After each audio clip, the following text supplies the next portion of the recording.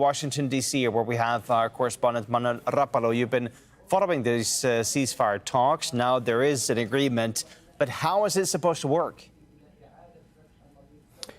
Good to be with you, Per. We'll refer to the statement that was issued by the State Department not long ago, just on Wednesday afternoon. This statement that came out of this latest round of diplomatic talks between delegations from Israel and Lebanon, what is now the fourth round of political talks. These followed talks that were held just last week and the week before that at the Pentagon and also at the State Department.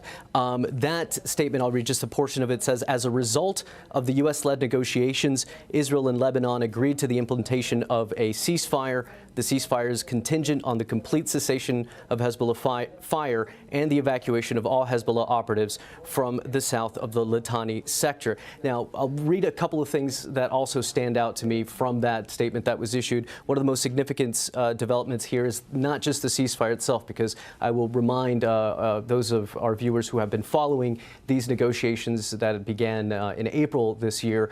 This is not the announcement of a brand new ceasefire. This is asserting respect for a ceasefire that was actually agreed just last month in May. There was a 45-day extension to an already existing ceasefire that was there before. Perhaps one of the most notable elements is the establishment of these so-called pilot zones, where the Lebanese armed forces would assume essentially exclusive control, not allowing the presence of any non-state actors essentially here. So we did know ahead of this latest round of talks that there was a lot of optimism from U.S. diplomats. Even earlier in the day on Wednesday, we had signaling from a State Department official saying that there was a slow start, kind of a slow burn talks during the course of Wednesday, but that a lot was accomplished. So throughout the course of this, there has been this emphasis from U.S. officials that the fact that these talks are taking place at all is a success even of itself.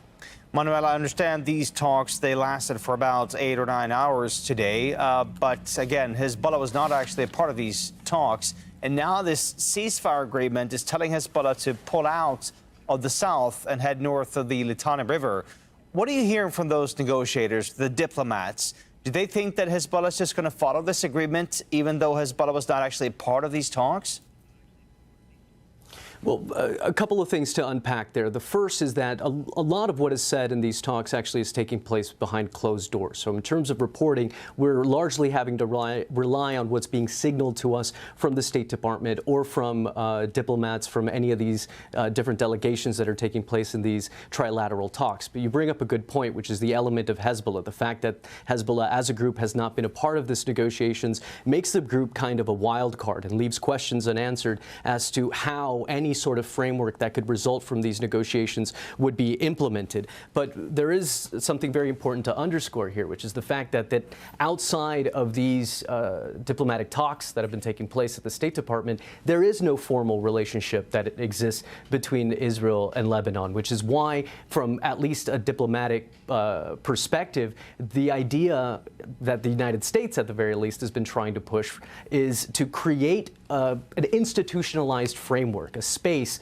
where, in the words of State Department officials themselves, good faith negotiations can take place. So from that point of view, from that sort of conventional wisdom, again, the fact that the talks themselves are taking place is a huge success. I don't get the sense, certainly, from diplomats or within the diplomatic chatter here in Washington, that a peace agreement between Israel and Lebanon would in any way mean an end to the conflict with Iran. But it is a massive part of this larger puzzle. But again, that very important point, which is the question of Hezbollah, there are serious demands. One of the biggest sticking points for Israel specifically is the full disarmament of Hezbollah. So without having that group included as part of these negotiations, again, it's the implementation that leaves questions unanswered, regardless of what sort of final framework could result from these talks. I will say one last thing, which is the fact that we're hearing that there are still meetings taking place at the State Department. So I would not be surprised if there is an additional statement coming out of anything else that might result tonight.